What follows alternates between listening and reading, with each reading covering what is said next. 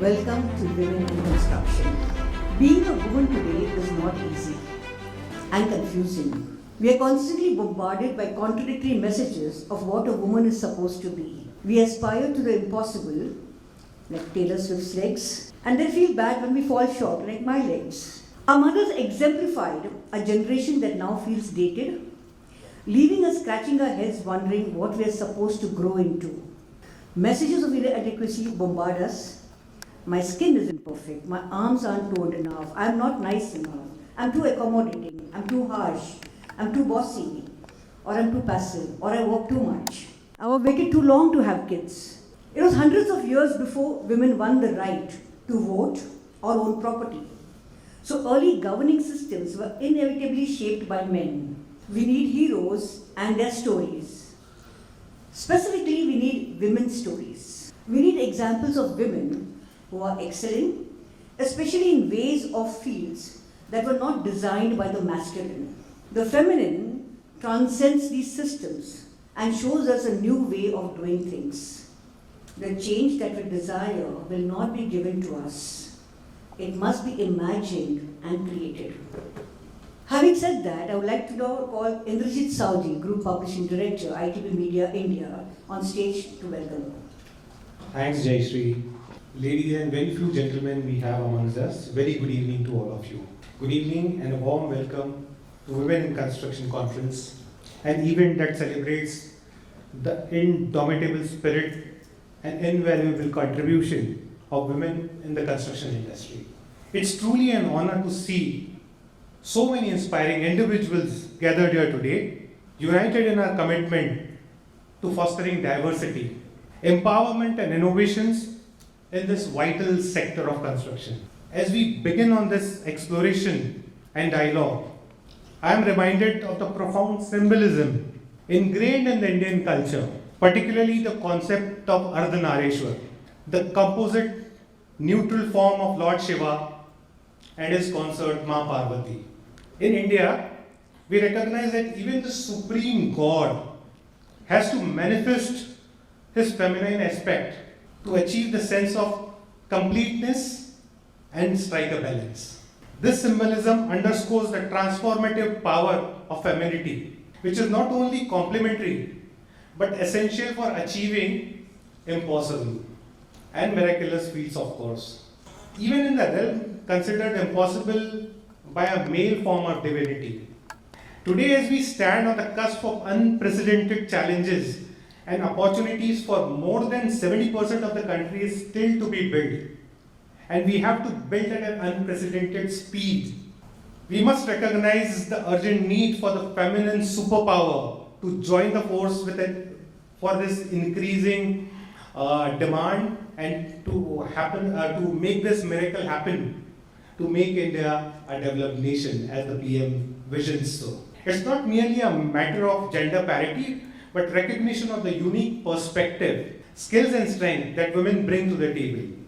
Behind every successful man there is said to be a woman, but I firmly believe behind every success there is a woman. Today we are honored to have with us a distinguished keynote speaker, Ms. Suma Venkatesh, Executive Vice President, Real Estate and Development for Indian Hotel Company. Thank you, ma'am, for gracing the occasion. Her insights and experiences undoubtedly enrich our discussion and inspire us to strive for greater heights. I would also like to extend our heartfelt gratitude to our sponsors, Lodha Unnati. You will hear some amazing feed from them and the kind of initiatives they are taking on and what all they are doing for the women force to join the working community. Then we have Shuko, Mr. Shyam Raghunandan, who has always been at the forefront of pushing the women to join the workforce. And of course, Captain Edwin Saldana, who has been a great supporter of women in construction. And a special thanks to Haibar for joining us in this initiative. Their commitment to empowering women and promoting diversity within the construction industry is commendable. And it exemplifies the spirit of collaboration and inclusivity that defines our collective efforts. Before I hand over the forum to one of our most powerful editors, Jayashree Mendes, she is the force behind Construction Week and this forum. Can I have a round of applause for her? Today, as we gather to share ideas, insights, and aspirations, let us reaffirm our commitment to creating an environment where every individual, regardless of gender, is empowered to thrive and succeed. Together, let's harness the transformative power of femininity to build a brighter, more inclusive future for the construction industry and beyond. Thank you, and let us embark on this journey of togetherness. Thank you once again. Enjoy your day. Can I have on stage Shyam Raghunandan, Managing Director, Shuko India, for the opening address? Hi, good evening everyone. So Shyam has given the mic over to me today to address you all. So most of you already know what Shuko is, one of the top global brands where metal fenestrations and facades are concerned. And one of the reasons I stand here talking to you guys about Shuko is I'm not here to give a company presentation. As a freshly minted mother, just 2 weeks out of my maternity leave, Shyam especially felt I should be the one coming up here. I take care of marketing for Shuko India. Thank you so much. We have been hearing, we were there sponsoring last year also, and Shuko strongly is trying, believes that more and more women should be joining the industry, but a lot of HRs present here will know how difficult it is here to find experienced resumes for different kind of roles and how apprehensive women are to join our industry. We are taking steps as a company, and I'm sure step by step we'll get there one day. Personally here, what I would want to say is we will discuss and debate what helps women in the construction industry to A, join, B, sustain themselves. I will personally say what has helped me being a part of Shuko. I had a relatively tough pregnancy, so the flexi working hours which Shuko offers has been of immense help. The mothers here will know what it entails, the whole 9 months journey, especially if it is a tough one. So yeah, that is one thing which definitely helps across, whether you are in the pregnancy journey or whether you are a mother who's raising a child, or touch wood if it's a child on the spectrum, which is very common because of various things that happen these days, pollution, etc., affecting births.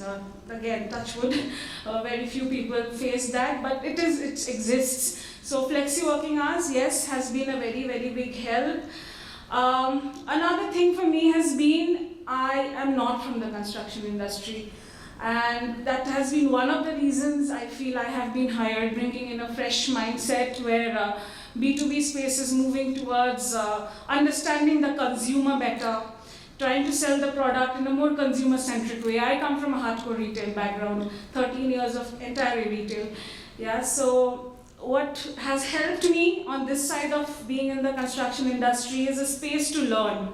I've been given enough time, not being ridiculed, being from outside, that, oh, I'm a BSc student with an MBA marketing degree. So while I understand the definitions, I'm not an engineer, yeah. So I've been given enough time to understand what it means, how to market the product, what the products are. And I think that is very important to nurture learning, to encourage women to enter from other industries into construction and then sustain themselves.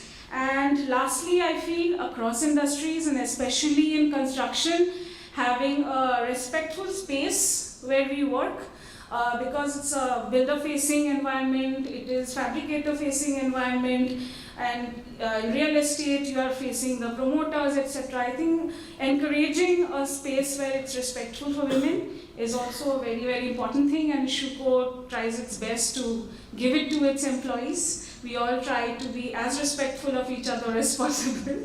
Yeah.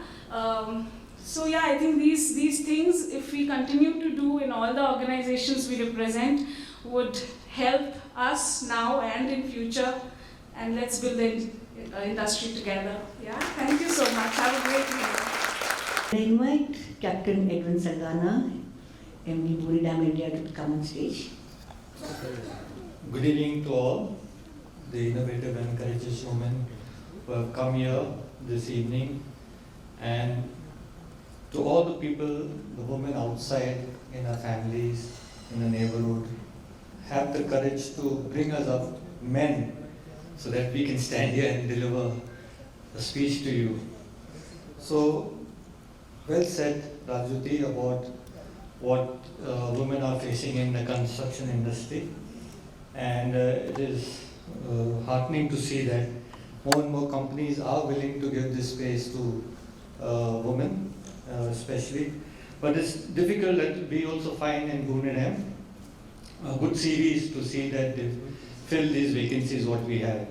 By far it's male-dominated industry in construction, but I see a lot of companies now who are making efforts to hire. So, having said that, we recently celebrated Women's Week last week, and Hillary Clinton mentioned that women are the largest untapped reservoir of talent in the world, and I really strongly support it. Women has a super nature, superpower as creators. And so when I always look at a woman in our industry, in the construction industry, in our offices, I always find out, what is she looking for? How will she do something better? So this is something which brings out something better than a male. So you know that a woman will always try to do something better, if she's given that space. And in the construction industry, I always see, if you are recommending anybody for a job who needs a job with empathy, emotion and personal touch, then they should hire a woman. In Gunedam, we have internationally a lot of women on the shop floor, in the supply chain, in marketing, in finance. So there is a lot of effort from our headquarters as well to promote women in our different subsidiaries, and I think we are on that way to do that.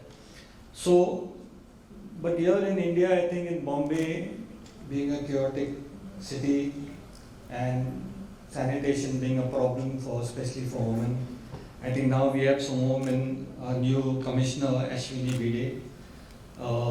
So I hope that she takes some major steps to see that all these problems what are faced by women, especially I think there is a big issue with traveling for women in remote areas. So that is one concern what we have learned in the past years, where women want to come to work, but then they have these issues of transportation as well issues when they have families at home.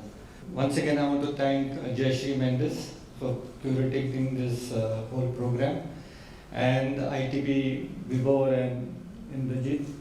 We're always having some event or the other, and this is some special event, I think, which goes a long way, and we hope we can be a part of it.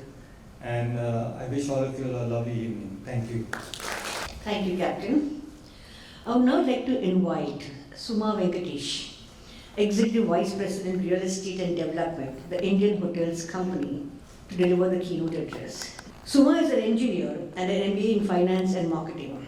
She brings over 30 years of varied experience across engineering, financial services, real estate and hospitality. She heads IHCL's development, projects and technical services and asset management functions. She's a director on the board of PIEM Hotels and few others. Suma, stage is yours. Thank you, Jayashree. So good evening, ladies and few gentlemen, like somebody said. And I know these gentlemen represent some of the sponsors. I think it would be a day when we see men who have come here only because they're more interested in the construction week than just representing sponsors. So hopefully, as we do more of these events, we will see many more. But I really commend these few men who are here in the audience and who really care for the cause of women and women in construction. So thank you for joining the rest of us. So it is my pleasure to be here with you all today in this conclave on Women in Construction 2024. And the topic, when I was talking to Bibhor, the topic that I was given is forging gender parity. So the topic that was assigned to me really speaks volume about the transformative power of our collective efforts on achieving gender parity. So gender parity in workforce isn't just a moral imperative, and it is a strategic advantage. For far too long, our societies have operated under a misconception that certain industries or certain roles are exclusively reserved for certain genders, one gender or the other. However, this outdated mindset not only limits the individual potential, but it stifles the growth of the industry as a whole. A McKinsey analysis of 2020, it found that companies in the top quartile of gender diversity on executive teams were at least 25% more likely to experience above average profitability than peer companies that were in the fourth quartile. So I'm sure the visionary Mr. J.R.D. Tata intuitively knew this when he hired the first woman engineer, Sudha Murthy, into Telco, which is now Tata Motors, many decades ago. I recollect the 90s when I was a student of electrical engineering at VJTI. I was amongst 2 women students out of a batch of 60 in electrical engineering. And then later, when I went on my first job on campus, I was the only girl graduate trainee engineer within a group of 40 that was hired in a steel plant. And I was a rare, kind of rare person walking down the shop floor. So it was a different time. But today, in my son's class, who did his engineering in the US, there is equal representation of women students in engineering courses. So women have really come a long way, and we continue to shatter multiple glass ceilings and break gender stereotypes. And it's no longer uncommon to see women in professions like armed forces, surgery, orthopedics, aerospace, etc., which have been traditionally considered bastions of male domination.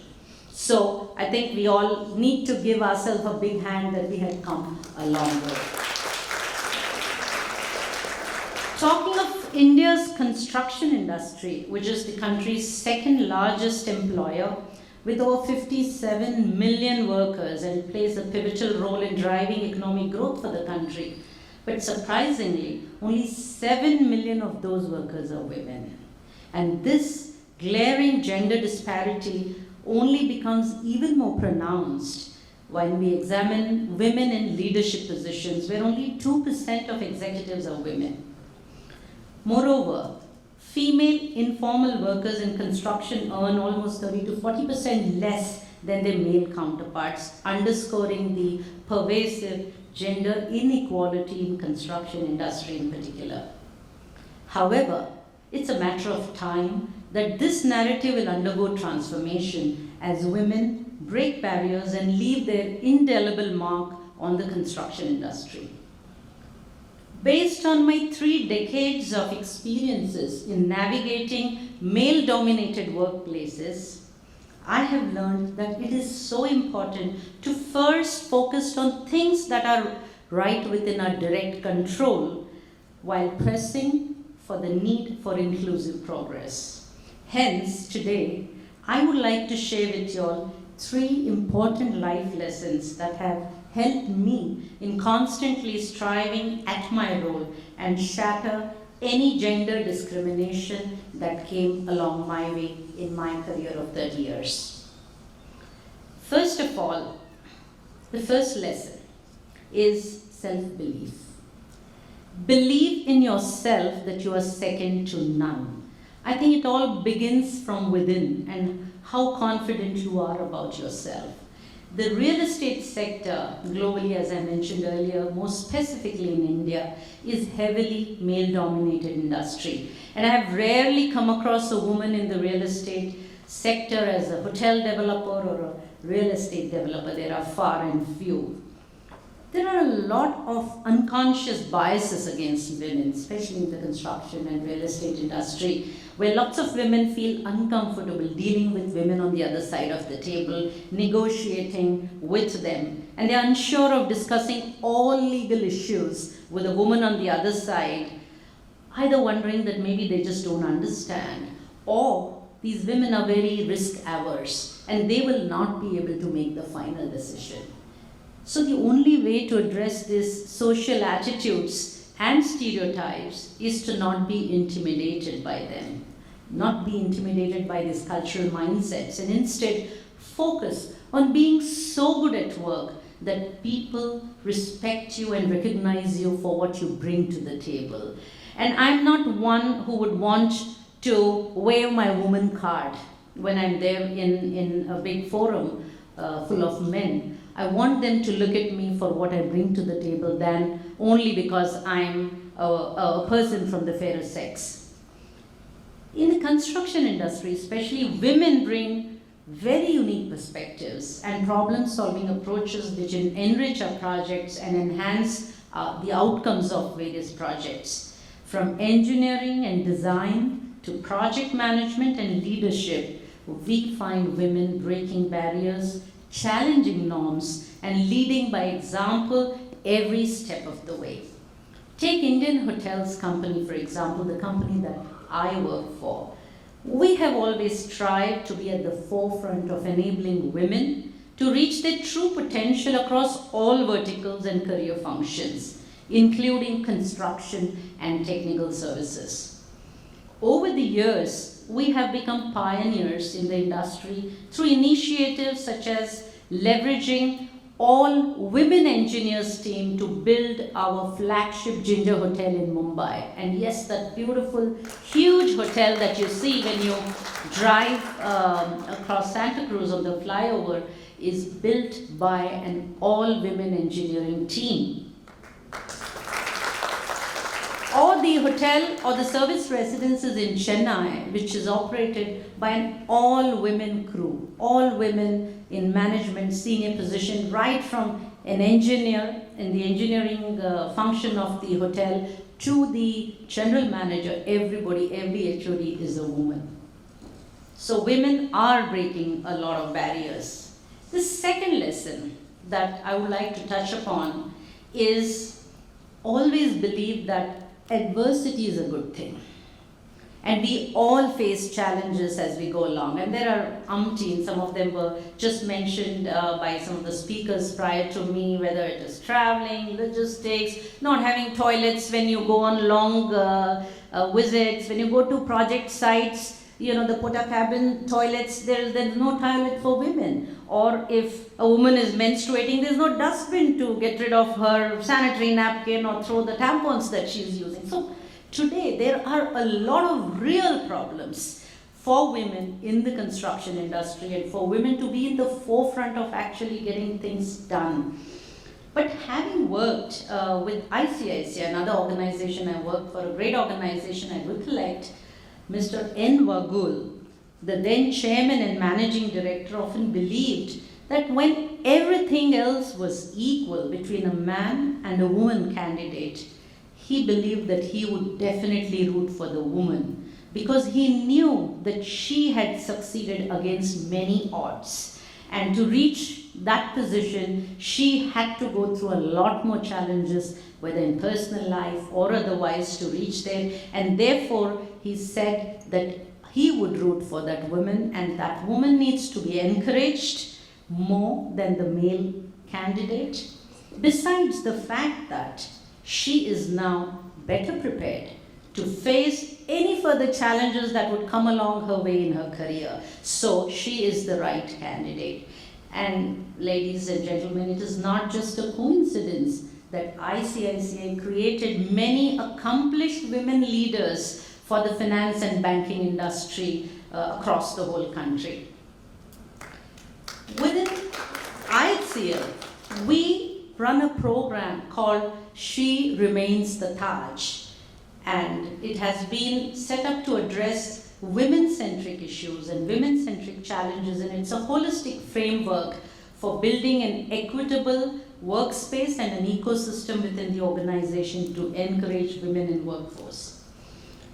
But irrespective of the support that the organization provides you, remember that adversity is not a roadblock. In fact, it's a catalyst for growth, resilience, and transformation. It is through adversity that we discover our true strength, perseverance, our capacity for innovation. In my view, adversity pushes us beyond our comfort zones, urging us to explore new horizons and tap into our inner untapped potential. In the face of adversity, we are presented with two choices: either to succumb to despair or to rise above the circumstances with courage and determination. It is during our darkest moments that we unearth the seeds of opportunity, waiting to be nurtured and cultivated. As Sheryl Sandberg, another very inspiring person for me personally, said in her book Lean In, it is about putting your foot on the gas pedal and keeping it there, irrespective of the challenges that come along your way. Finally, the third lesson that I would like to share with all of you and leave you with is gender equality starts at home. You know, all of us, we go to our workplace and say, oh, there's so discrimination, I'm not being considered, or I'm on maternity, so I lost out on my promotion. So these are all real challenges. But you know what? Gender equality begins at home, which means as mothers of next generation, we bear a profound responsibility in shaping the values, attitudes, and behaviors of our children. In today's rapidly changing world, it is more important than ever that we instill in our sons and our daughters the principles of respect, equality, and empathy. Our role as mothers extends far beyond providing love, care, and guidance.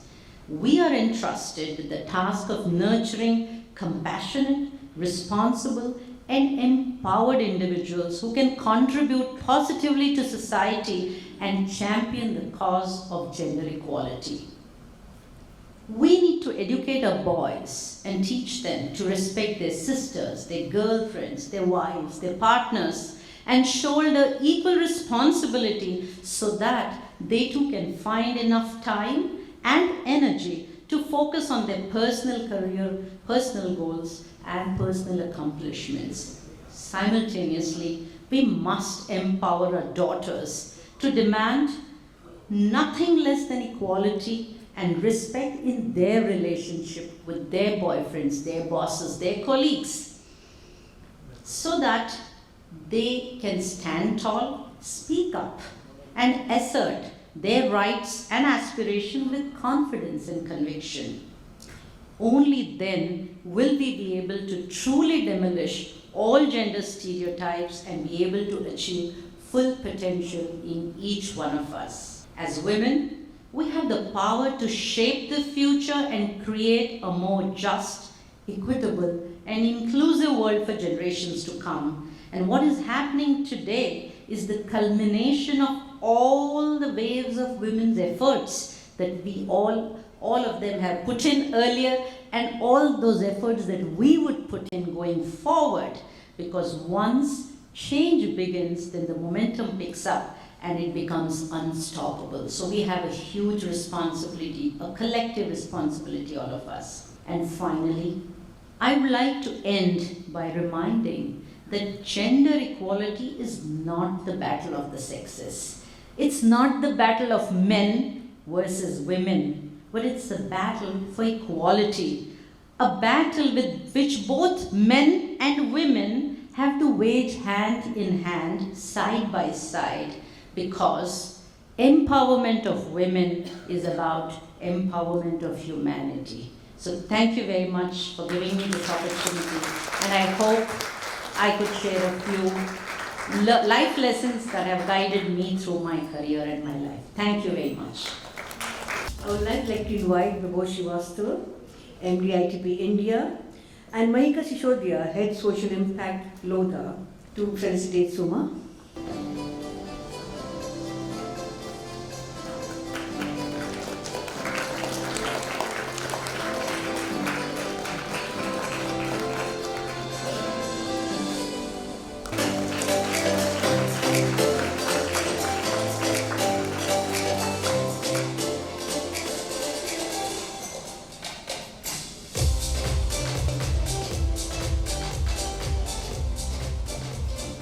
Suma, I just wanted to thank you immensely. In our clips, you saw Hotel India, and I've been very passionate about this brand. And I have to give it to Suma that she's given me real lessons of how to run Hospitality magazine. And truly, when Hotel India became #1, I really owe to Suma. Have been eating her head, understanding the whole workflow as to how hospitality works. So Suma, you've been very special. Thank you very much for making this evening even more special by coming. We have a special presentation by Mahika Sishodia, Head Social Impact, Lodha. Mahika studied at the London School of Economics and worked in the development sector for more than a decade across the globe. Her expertise is in conceptualizing and implementing large social impact programs. At Lodha, she spearheads Unnati with a vision to bring more women into the formal workforce and the Lodha Genius program to nurture the brightest young minds in India. Mahika? Thank you so much. Thank you for organizing such a wonderful event. And thank you to all the women. I've been hearing inspiring stories since I entered, and Suma, especially yours. I think we're going to go back really inspired. I'm here to very quickly talk about one of our flagship programs called Lodha Unnati, and really encourage all of you to be part of this larger movement that we are starting, and honestly all companies, everybody is doing right now. So the vision of Lodha Unnati is to advance India's social and economic development by enabling women to obtain formal employment and regular monthly salaries. You might already know that only 37% of the women are in the formal workforce in India, and that's a really low number, especially when you compare it to other countries. We are lower than countries like Yemen and Bangladesh. And this comes at a huge cost to us, both socially and economically. India could lose up to $6 trillion of GDP if we don't involve the women in the formal workforce. Apart from that, I think we already know that when you empower a woman, you empower the community that she's in, the family that she is in. You don't just empower one person. So there are huge drawbacks to not having women in the workforce. And since we are all in the construction sector, which is, as Suma said, the second largest employer, and we contribute 18% to the GDP, it is more of our responsibility to showcase that women can be part of this workforce. And I think if construction shows it, then every industry can show it, right? So what does Lodha Unnati do? We have initiatives at 3 levels. One is at the community level, which is where we started. We have an Unnati Skill Development Center located in Palava, but we really work all across. And through that center, we skill women, we mentor women, and we also engage with families to enable women to join and sustain in the workforce. So, the output that we measure is not just a woman getting a job offer or joining a job, but also staying in the job. And typically, the first couple of years are quite challenging, and that's when women really doubt whether they should stay in the workforce or not, and we help them through that journey. Then we champion Unnati within Lodha, realizing that we are one of the biggest real estate companies, and we have a large workforce, and across all departments. We champion Unnati within Lodha as well, across all departments, both in construction and non-construction roles. We have an all-female construction management team, and we have one of the representatives here who's going to come right after me. And they're managing, right from conceptualization to execution, everything is going to be done by women. We have Unnati champions across Lodha departments, again in construction and non-construction, and the idea is to really champion the growth of women within the organization. And finally, the Unnati, our Lodha associates engage with the skill development center beneficiaries, and they mentor them and coach them so that they can stay in the workforce. And finally, I think the most important thing, the reason why we're here, is that we've launched a Women in Construction Network. And this network is a platform for all of you, both men and women, men who are champions of women coming into the construction workforce, and women, of course. And what we'll do through this network is that we'll have a series of events, and which will include curated networking. There will be continuous professional development. Like again, Suma mentioned, confidence is sometimes a big issue, and we also see that across, because these are difficult spaces to work in. You're dealing with a lot of men on the other side, and sometimes it can just kind of take you aback. And we really want to encourage you to join this, because you're not alone. There are a lot of women out there, and I think there aren't enough platforms for all of you all to come and engage and really grow. And finally, I think we want to use this platform and have you all champion equitable workspaces, right? And I think nothing can champion it better than action. And this is what we will encourage in the network. Can I request for the AV to play?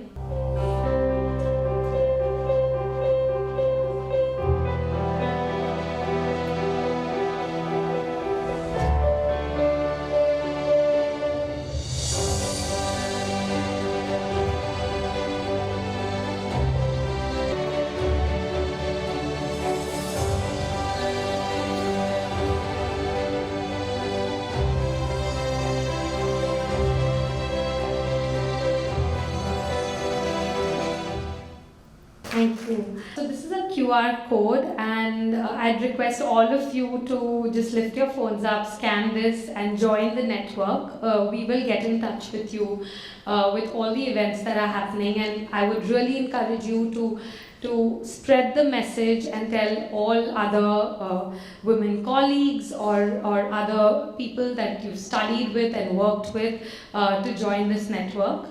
I'd like to call upon Arnavi on stage, who's representing the all-women construction team that we've got at Lodha, and she, among all the other women, are a huge inspiration for starting this network. So she's going to quickly talk about her experience. Good evening, everyone. It's my honor to be here representing Lodha in front of you all and sharing my journey in this construction world. By the way, my name is Arnavi Darni, and I'm an architect working in Lodha as a part of construction management team. Reflecting on my journey in construction industry, I have experienced a significant change since I took my first step on construction site. Back in 2020, while I was transforming from design into construction management department within Lodha, I was one of just 3 females on site. But today I am proud to say that the number from 3 has grown to 15. Today we are 15 females from all different expert departments like planning, execution, MEP, architecture, interior, all coming together, forming an all-women team where we will be executing one of its kind residential project at Lodha, where from start to design till handover will be done by an all-women team. Our progress signifies more than just a number. It is also reflecting the shift that we are taking towards equal representation and equal opportunities to all. The construction industry, as we know, is very dynamic, fast-paced, and it needs a lot of energy. I have also learned that in my journey that adaptability, perseverance to navigate through different challenges which we face on construction sites are the skills which were instrumental in my journey. I also feel proud and honored to be here to inspire many more females like me who can join this change and be a part of this revolutionary. Looking into the future, I believe that we all women who are already dedicated towards it need to be continuing with our dedication in breaking barriers and our commitments towards the change to build a workplace where everyone has an equal opportunity to grow irrespective of their gender. Together, we believe we can build a brighter and more inclusive future for all. Thank you so much. Thank you for this opportunity. Thank you, Arnavi, and I hope that has left you all inspired to join the network. And really, this is not for this is not just for women. This is for our nation, that we need to take this step, and we all need to take it together. So yeah, I look forward to seeing all of you at the events that follow, and I hope next year this event is also much bigger with many more women coming in. Thank you so much. I would now like to invite Ashish Kapoor, Director for Strategic Accounts Asia, Oceania and Americas, SHUCO, to come to felicitate Mahika. I'd like to invite my colleague Jyoti on stage, please. She's now have to do the felicitation.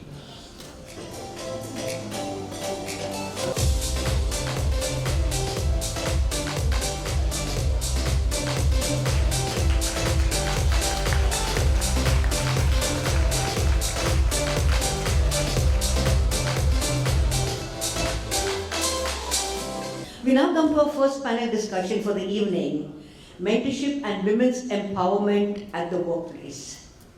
Our moderator for the evening is Hina Kamra, Managing Director, Neo Wealth Management. Hina has rich experience in the banking and financial services sector. She has worked with Edelweiss Alternate Asset Managers, Kotak Mahindra Bank, IDBI Bank, PNB Gills, and she holds a degree in management from Columbia Business School, New York, a PGD BM Finance and Marketing from the Institute of Management Technology, Ghaziabad. Hina, can I have you on stage, please? Joining us panelists is Gauri Tanle, Chief Financial Officer, Ashwin Seth Group. With a career spanning over 27 years, she has demonstrated expertise in finance, corporate functions, and strategic financial management. Before this, she was at Suraj Estate Group, Bhairav Group, Basar Group of Companies, Prabhat Group of Companies, and SL. Gauri is a student of commerce from Mumbai University. He is also a cost accountant and has an MBA Finance from Jamnabar Bajaj Management Institute. Gauri, on stage, please. Ishita Bhattacharya, DGM and Digital Marketing Lead, NLE, Corporate, Tata Realty and Infrastructure. Ishita Bhattacharya is a seasoned real estate marketing professional with expertise in digital brand and strategic marketing. She takes brands and digital for Tata Housing and highly passionate about marketing. Megha Goel, Chief Human Resources Officer, Godrej Properties. Megha joined Godrej in 2014 and has worked across different group companies. She moved to Godrej Properties in 2020 to lead HR business partnering and organization effectiveness. Prior to joining Godrej, Megha worked with JP Morgan, Britannia, and AkzoNobel Coatings. She has a bachelor's in technology chemical from Institute of Chemical Technology and an MBA in Human Resources from Symbiosis Center for Management and Human Resource Development, Pune. Sanobar Garda, Senior Director, Savills. Sanobar joined Savills in 2017 with Commercial Advisory and Transactions Vertical and today co-leads the service line team in Mumbai. Sanobar has office consulting and transaction background of nearly 12 years in the real estate sector. In a real estate brokerage career, Sanobar has specialized in corporate leasing and sales. Before that, she worked with Squareas and Colliers International in their office transactions team. Nina, the stage is all yours. Good evening, everybody. It's really nice to be here. And, the two discussions by Suma and, of course, Lodha Unnati, they were both, I think, eye-openers for me. I truly agree with Soma that self-belief is very important for all of us, whether we are men or women. I mean, it really doesn't matter what people think about us or what gender stereotypes are. If we're confident about ourselves, we can just do it. And the second thing is that men and women are not competing with each other, they complement each other. Whether we're talking about professional lives or friendships or at home.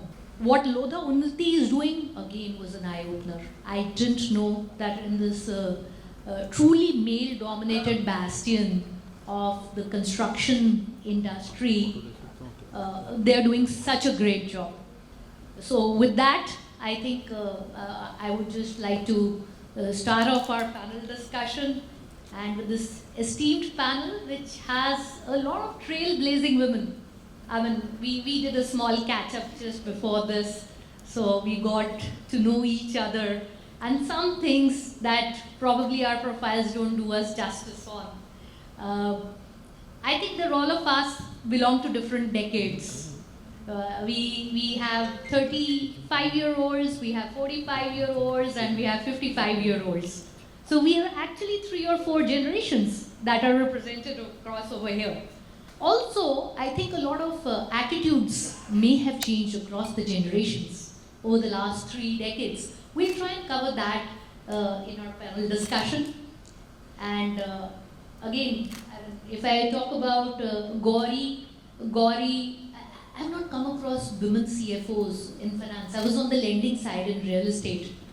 And I think she's the only CFO I've come across. Probably there may be 3-4 more in the country. With so many developers, so many real estate companies, just one. Imagine. So a true trailblazer. Then we have Ishita, a young mom, again another trailblazer and a showstopper, who's managing a work-life balance. And she'll tell us more about her journey and what she thinks are her challenges. Then of course, Medha.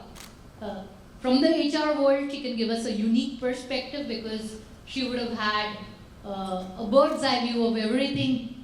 And Sanofer, who is actually worked overseas, she's worked in India, she has been on the client-facing side, she has a work-life, personal life balance to talk about. But without any much ado, let me just throw open the discussion. My first question would be to all of you: how would you define women empowerment? We keep hearing this word all the time. Modi साहब बोल रहे होते हैं, Trump ने नहीं बोला है. But what is your definition, ladies? Ladies and gentlemen, a very warm welcome and very good evening to all of you. Thank you for giving us an opportunity to speak and be part of this panel. Empowerment. Before having the word women empowerment, let's understand empowerment, which is a very, very profound word. It is all about not giving an opportunity to a woman in this corporate world. I have been lucky to work with most of my men's superior bosses who have been men across, and lucky enough to work in a space where I've been empowered to step up this ladder. Empowerment is nothing but it's a profound word which entails growth, trajectory for a woman, for me. Good evening, everyone. A warm welcome, and I'm really privileged to be the part of this panel. This is a very interesting question, and I have been going through, we just had a discussion before we came to this panel, and we were discussing what is actually women empowerment, or the word empowerment mean. It is what Suma ma'am told just back, like self-confidence, believing in yourself. Like you have the power, you please go ahead and earn what you are supposed to. Do not flash that card that I am the fairest sex. Do not flash that I need that reservation. But your skill, your work will speak for you. And another thing, like as a woman, you should always accept that we were just discussing, Sanover, that we should accept our challenges. Like, yes, we have these challenges, but these challenges are not to dim our light, but it will help us brighten our light. Accept the challenges and look forward. So be confident about yourself. This is how I would define the word women empowerment or empowerment. Hello, hi everyone. It's a pleasure to be here and to be speaking on this subject. Deeply and passionately connect to this subject. So this is a question that I have a very different thought on, and I would say the word power and empower. What does it stand for? It doesn't stand for power over, right? Which means ye de diya, mere ko ye opportunity mil gayi. I feel it stands for power with. Right? So empowerment means when we are able to build a place where there is an equal opportunity. There is a power of choice, where a woman can decide whether she wants to come and attend an event like this. And I'm kudos to that woman who's left her 4-year-old baby to come and attend this event. She has been given the power. She has the power with her partner at home, where there is an equal sharing of responsibilities, and she comes here, right? So that is power with. And I would also correct myself when I said that she has been given that power. No, there is a power that is an equal relationship that brings in, right? So similarly in a career, no one is going to give you a policy. No one should be giving you a job. It is an equal opportunity for you to do that role as well, right? So the world of empowerment has to change from having a power over, where someone has the right to give you something, to actually have a power with, where we are equal contributors to creating everything, right from babies to families to homes and to the economy. So that's what empowerment stands for me. Thank you, everyone, for sharing your perspectives. Well said, Megha. I completely agree with you. So, for me, before diving into what women empowerment is, I'll probably throw more light on the importance of this terminology.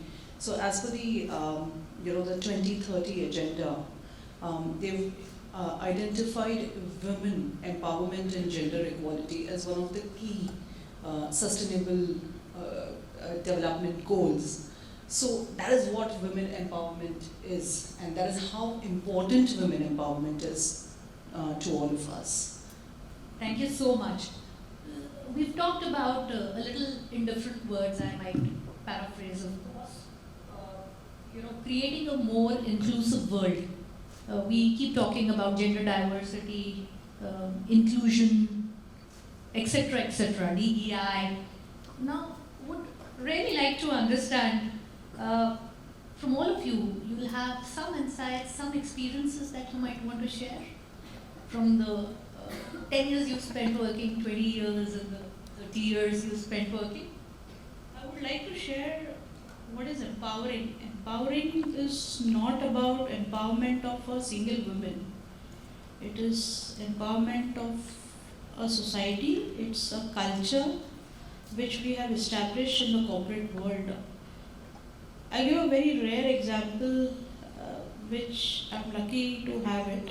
I have a 3.5 years old baby, and being so occupied in the professional trajectory, I have been very, very supported by my earlier boss, men, who had established a flexi work for me. Because he knew when he had engaged me, recruited me, I was one of the 7 men who were in the row. And the only reason I was on the roll is I had gone through all the odds.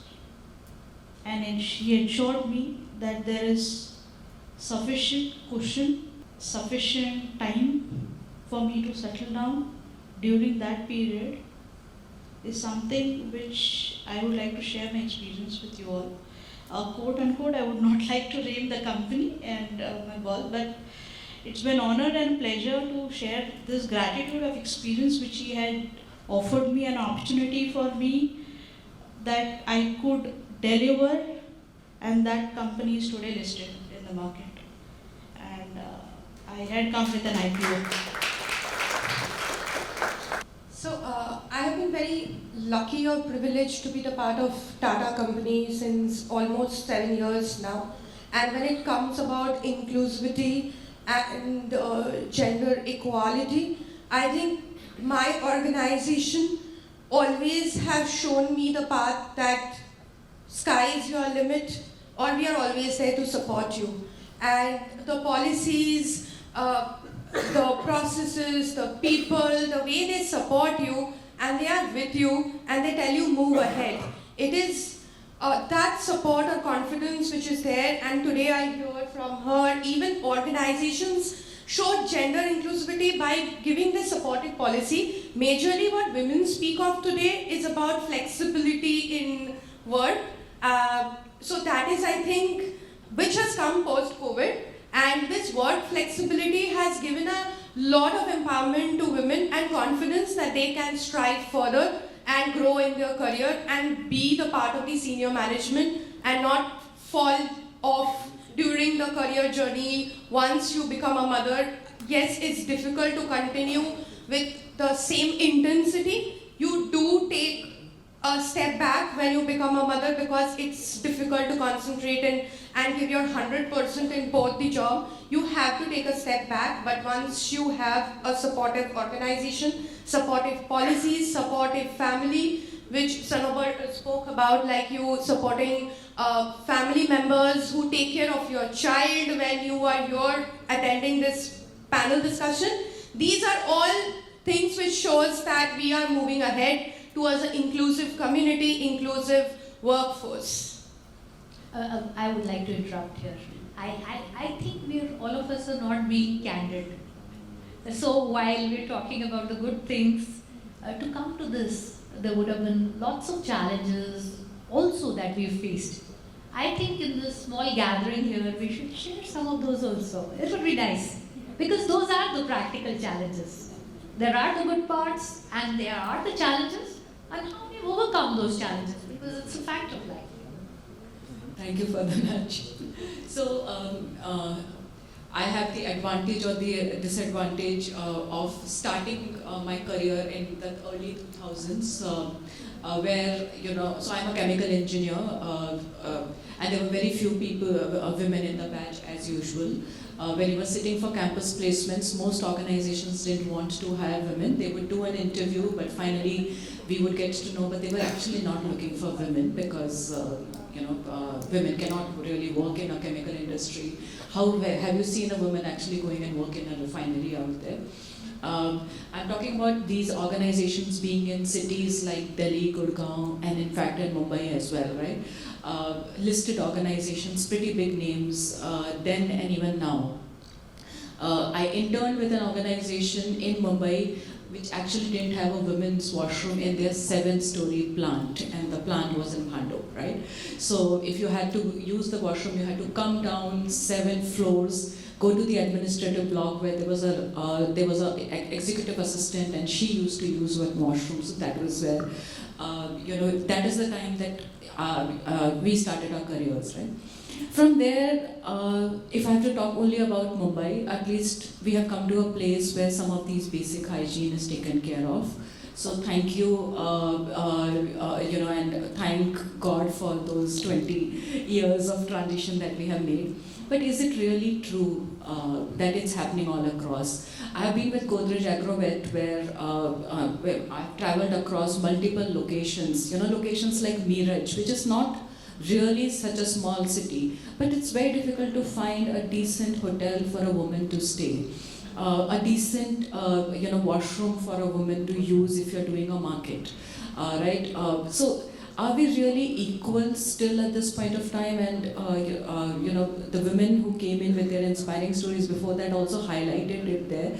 If I look back to these 25 years almost of being in the workforce in some way or the other, I feel that we have covered some ground, but there is a long way to go. And some of us who have kind of still ensured that we remained in the workforce and now are at certain positions of power, I think all of us need to play that leadership role to pass it forward. We really need to understand how we, in our own capacities, can make changes which which actually make life better, at least the hygiene part of it, right? We are doing a lot of work at Godrej Properties in LGBTQ, and it's a relatively new concept, and I keep saying this, that my only attempt is that it has taken us 200 years and counting for to bring women to a certain stage. I just hope we reach there much faster for the community, the LGBT community, right? So I think it's been a long journey, it's been a difficult journey. Thankful to each one of us who have remained on this journey, and just urge the leader in us to pass it on and pass it forward. So that would be mine. I absolutely agree. I think it's very important to pass on the baton. And thanks, Ina. I'm going to share something that we spoke over coffee some time back. So this was when I was back from abroad, and my very first interview in Mumbai. I was interviewing with a developer, and when I joined them, I asked, of course, they went through my credentials and everything, but my very first day into work, and I said, okay, so what are my deliverables? What is my target? What is the number I'm looking at? I'm very eager to punch that number. By how much time do I have to, all those things. And they were like, chill, that's all right. We'll look into all that. And, 2 days passed, 3 days passed, a week into it. And I was speaking to one of the senior colleagues. And they said, oh, don't worry about it. You're in an eye candy role. And at that point in time, I didn't know what an eye candy role was. And eventually when I did find out, of course, I knew I'm not with the right organization, because the mindset is wrong. Because women, especially in this industry, I know this happens in a lot of other industries, but we are not eye candies. We are there to make a difference. We are there to do business. We are there to punch those numbers, to meet our targets, and we are there to do the job. So it's as simple as that. Yeah, I totally agree. And in fact, while I'm a moderator, I think I'd like to share some of my experiences also. While I've remained largely in finance, but it has been across different kinds of organizations and platforms, the public sector, private sector, fund, NBFC, bank, blah, blah, blah. And believe you me, there are certain stereotypes that get thrown at us which are common. For instance, a very unique one, which when I was on the lending side for 12 years is, you go for a meeting and you are the decision maker, and you'll have a young chappie sitting with you to assist you. But when you're talking to your borrower, he looks at the boy. And you're wondering why. You are the decision maker, right? You're giving all the right vibes. When you're asking for your money back, they can take it from a guy, but if a woman asks the money back, it's wrong. This is one such instance. Then also, I always come across, most women, again, across industries, have this. And the voiced, as we talk informally, the problem of ageism. So either a woman is too young or she's too old.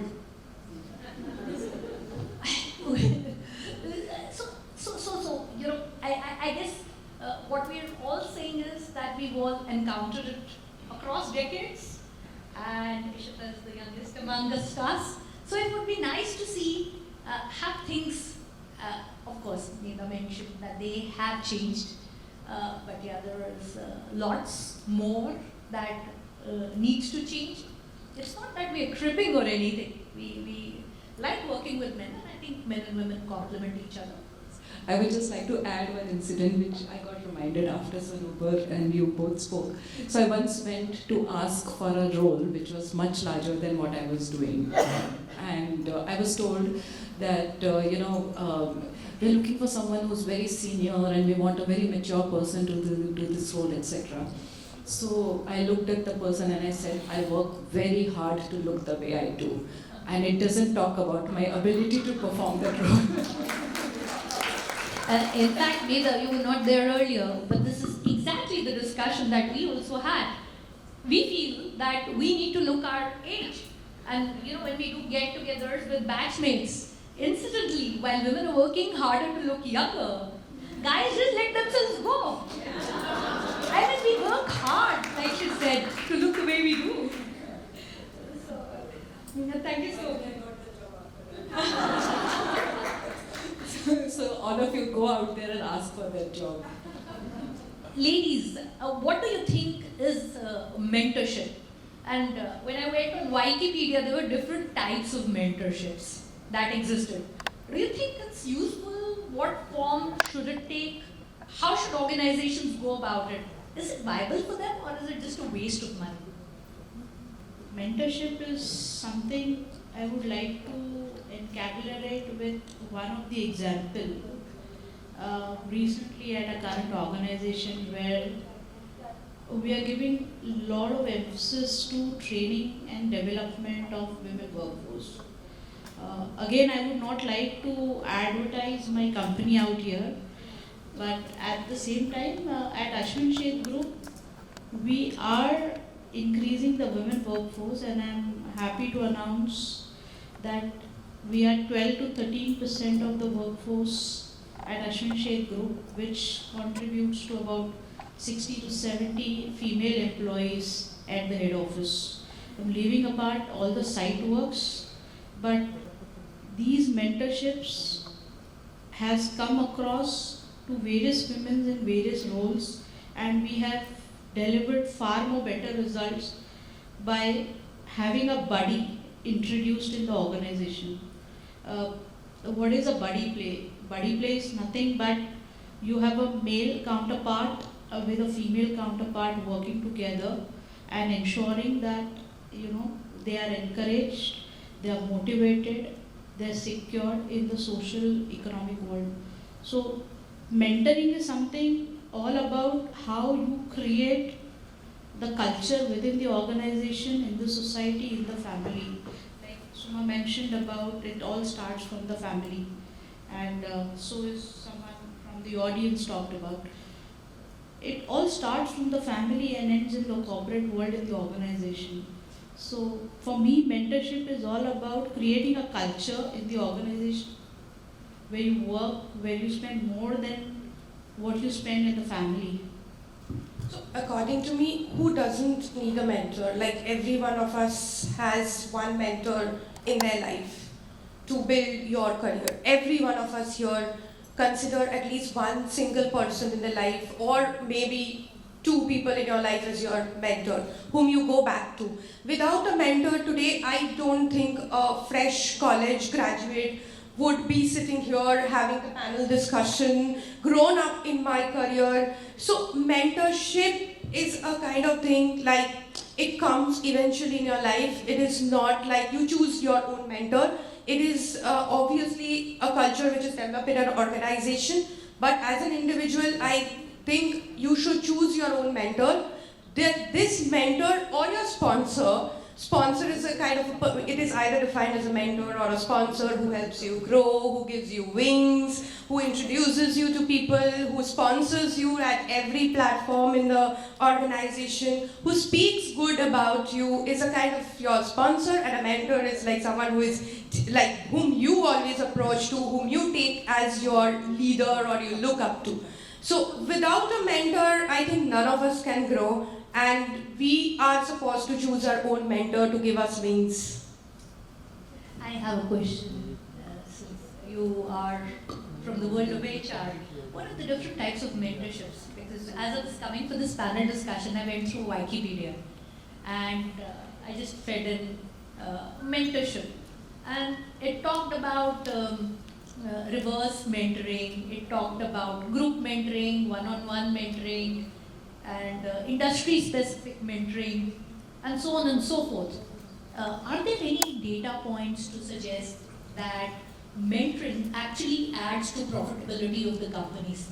While it may be good from an ESG perspective, but what I always wonder actually is, while a Blackstone and a BlackRock, because their LPs are all the sovereign funds and so on and so forth, they're pushing all the corporates towards DEI and ESG.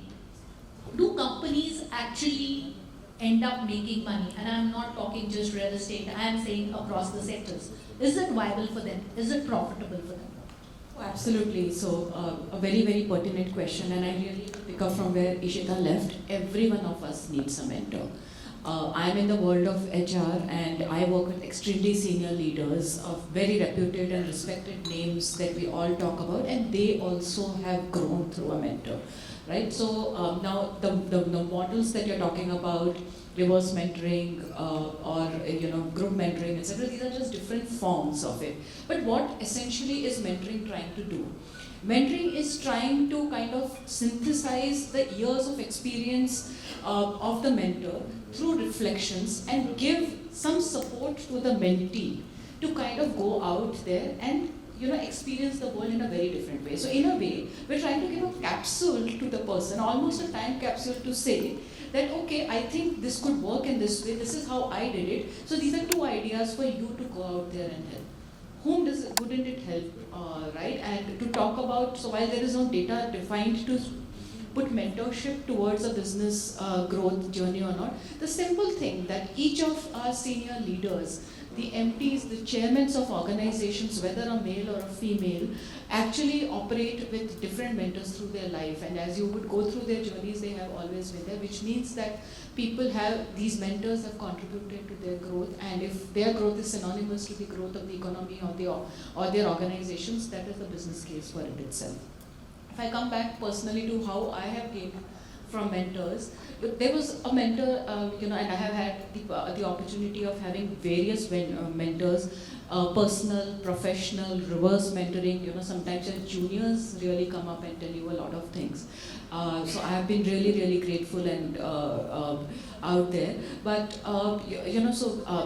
I had a mentor who, for the first time when I had passed out of college, kind of guided me on how I should demand for my compensation, right? It is extremely difficult for women to go out there and speak. And I would say that probably that was, those very few occasions that I have also spoken, but it really needed a mentor out there to make me realize that probably what I'm getting is not worth what I bring onto the table, and I should go out there and have a conversation. He even guided me on how to have that conversation. Right? There was a mentor who, when I had my first baby and I was thinking about going back to work and how do I operate, told me how through his or her experience had seen women coming back to work, what are the things that would work, how do I set up my home and place, and how do I go out there. There was a mentor who also told me that in the first few years, what should I expect after coming back from a maternity break, what I shouldn't expect. So sometimes even bringing in the right expectations. Right? A lot of things. I think having a mentor in your life is almost a boon. That's the best thing you can ask for. And I will not say even only from a career perspective, I will even say how do you manage your own personal life, even from parenting perspective, right? So it's just capsules of advice coming your way, which are taking you out there and helping you time travel through the rich reflections and experience of someone else. So please go for it. I think that was really well put. Capsules of advice are always welcome from anyone, for all of us, whether men or women. So, your thoughts, please. I believe mentoring as a word is usually confused with coaching or training. And in an organization or in a professional fabric, we emphasize a lot on training and development for women. Coaching, you establish or you identify your skill gap, and then you look at how you're bridging the skill gap. So I truly believe that mentoring is beyond your professional guidance. And if it's not, it must be. Because mentoring is, instilling confidence, fostering confidence, and not just navigating, but maneuvering through the challenges of a professional fabric. So I think that's what mentoring is, truly. A lot of us don't realize our moms are our first mentors. Yeah, it could be moms, it could be dads, it could be friends. And yeah, we could have different mentors at different points of time in our lives. We've all talked about work-life challenges. Let's add a little spice. Tell us some of the negative instances that you face. Sanoper has mentioned one, but it would be nice to understand. And what did she do about it? In this case, she mentioned that she decided to move on. But what if she decided to stay? Then what would she have done? Just a thought process, but it would be nice to have the other side also. That was definitely a decade back, and I've sobered down from there, I tell you. So I don't know what I'd be doing then. I'd definitely give them a piece of my mind. But today, I mean, having, as I said, sobered down. See, I think it is about making people aware.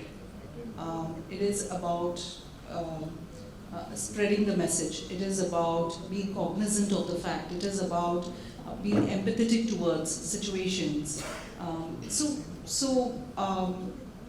be honest, Hina, maybe at that point in time I didn't have the guts to go and look for who the owner or the promoter of that business was and give him a piece of my mind. But yes, today I could have, if I think back, I could have spoken to the HR or the promoter level or the senior management and discussed with them as to give me a chance to prove myself as a revenue contributor to the company. And I could do wonders, believe me, I could do wonders. So this is excellent. She's talking about 2000, I guess, 8 to 10 period, right? Yeah, this was about 2009 to 10. Yeah. So I don't think we took HR that seriously, and these were not open discussions. So that's a change that has happened today. That everyone knows that they can go to HR. It's all about, as I said, it's all about being aware of your rights, your choices, your options. Because if you're not aware of that, there's hardly anything that you can do. Like they say, you have to help yourself, and then God helps you. So. Excellent. Very, very well said, and I'll just add on to that. So, see, again, the concept of empowerment comes here, right? So, a lot of times, and I have been guilty of that. I have fainted once because I was extremely scared of my boss, and I made an error which was a fairly large error, and I was just so scared, right? I have left an organization once because I was just not able to deal with a difficult manager whom I felt was, okay, fine, and a lot of other people were also not able to, right? So, what are we doing in these things? And I have a record of working for some of the best brands, right? What is really happening here is that we have given the power to someone senior over us, right? Those brands are standing for the most progressive practices out there, right? So I work for AkzoNobel, which is a Scandinavian organization, talks about the best practices in the world. Britannia, JP Morgan, and now Godrej, right? So the most progressive organizations. But it is a few people in the organization, a few managers in the organization which make life difficult for us. And what do? We just assume that they have so much more power over us, and we have no power there. I would urge, and I have learned over a period of time, and trust me, some of these things happen even today.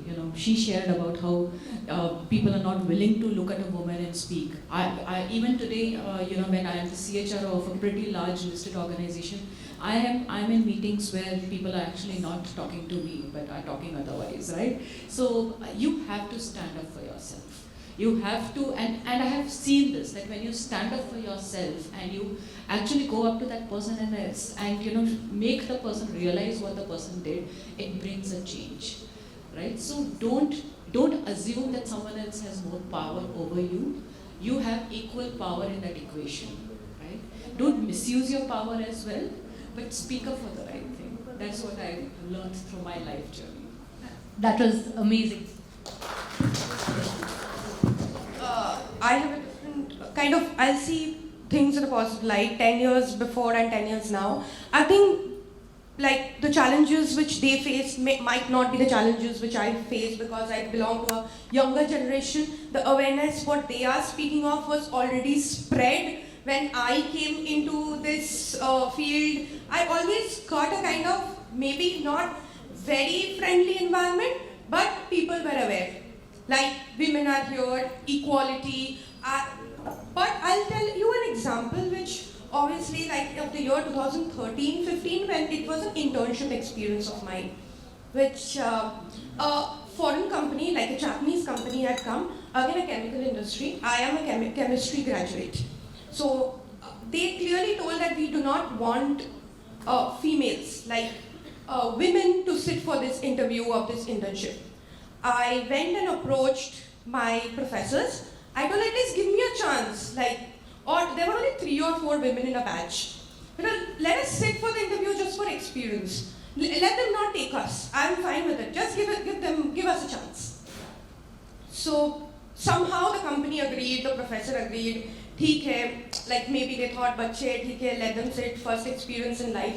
We sat in that interview, and at the end of the day, like I was shortlisted. Like it was a surprise. Like they came with a mindset that they do not want to hire women in the internship role eventually. But the only thing, obviously they had a mindset. The only thing which happened, I was not sent to Japan for an internship. A man was sent there, a guy from my batch.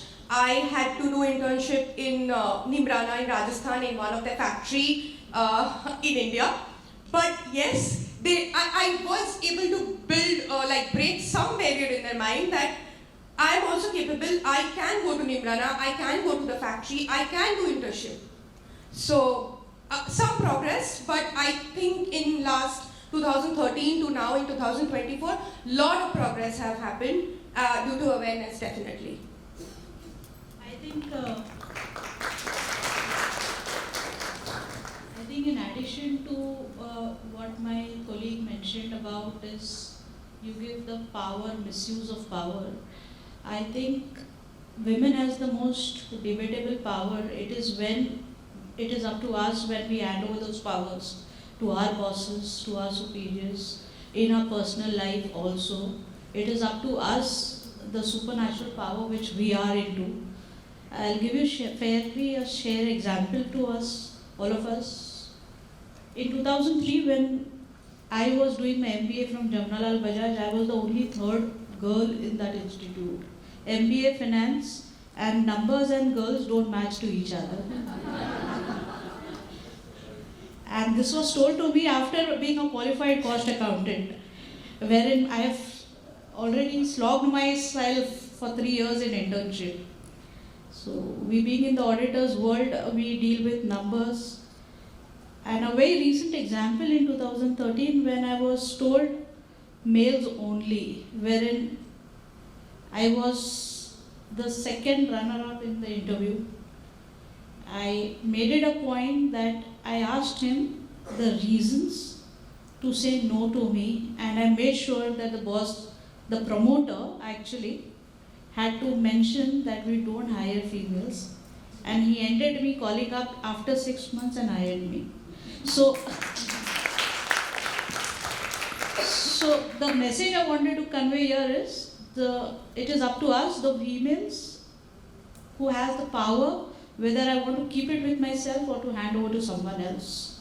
So in this dynamic world, women has to find its own space. I think she has already gone through several dynamics of life wherein if she wants, she can achieve it. Thank you so much, Gauri.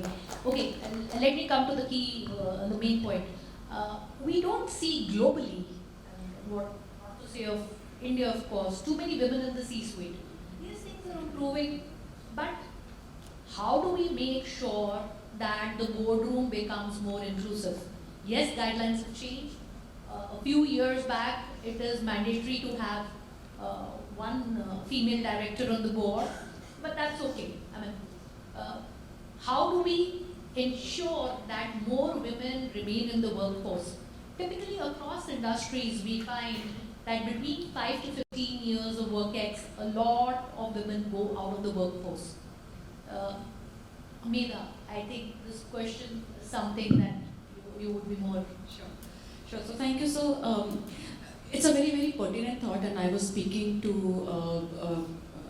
Aravali, I think, where we were talking about how Lodha is working to create an all-women construction site.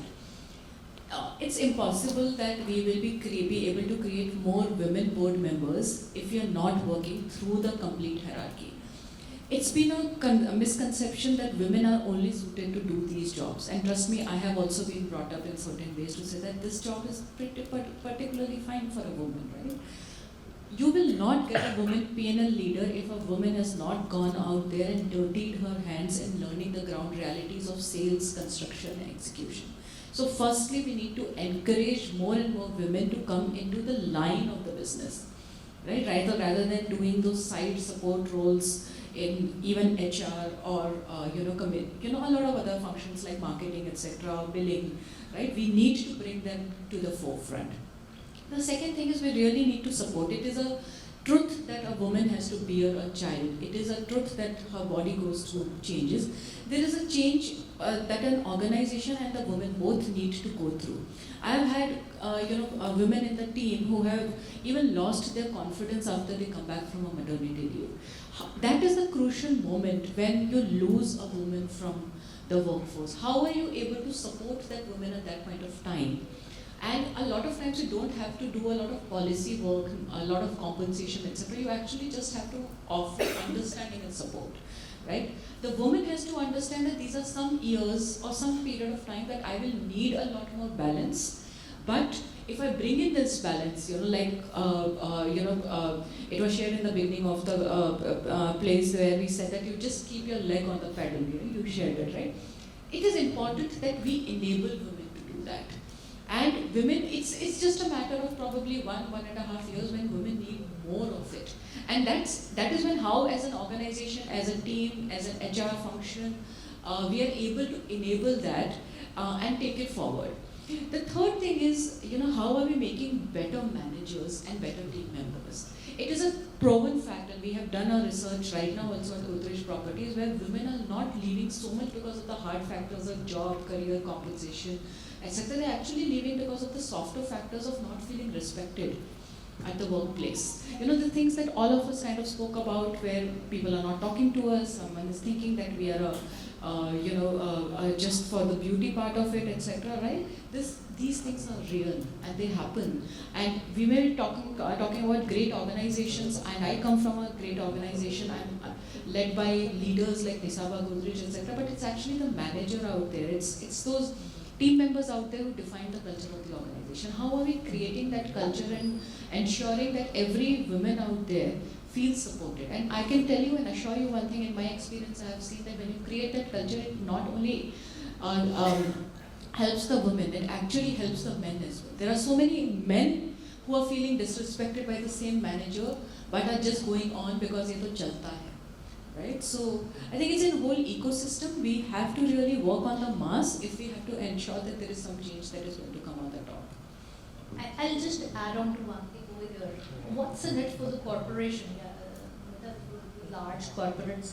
But there are a lot of small corporates also who are actually finding it viable. And I came across this very interesting experience by, it's a case study actually. You should all go and look it up on the net. Of KPR Mills. It's a Coimbatore-based textile company where they actually educate their female employees and upskill them so they go and find better jobs in the industry. So they have actually educated almost 27,000 women. So what has actually happened is that because these women actually belong to his, they're the daughters or wives or sisters of his employees, it ensures continuity and less labor turnover during extreme times of stress. When even during COVID, everyone else was struggling, this particular corporate did not struggle. So there will be instances like that when even the smaller corporates have found it very, very viable to capitalize. And I would use the word capitalize and monetize, because end of the day, we're not talking about charity. What we are saying is that it is actually commercially viable for most business houses, small entrepreneurs, large business houses to have diverse teams which contribute to the profitability. Can I add something? So, there are, obviously we all work for MNCs and very big corporates and Indian conglomerates, but there are companies that view women empowerment or gender equality as just a checklist in the ESG. And maybe that is also something that needs to change. It's not just a checklist. And coming back to a point where you were asking if this is profitable, I think it's the most inexpensive initiative. Honestly, you don't need anything, no frills, no fancies. It's just a change of mindset, fostering, confidence. As I said, it's about addressing resilience, endurance amongst women folk, and this doesn't cost.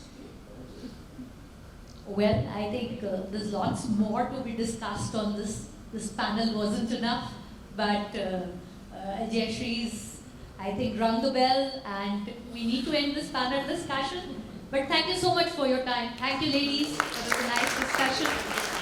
Thank you. Please take that as good. I would like to invite Ashish Kapoor and Preeti, facilitator, Unnati Skill Development Center, to felicitate the panel.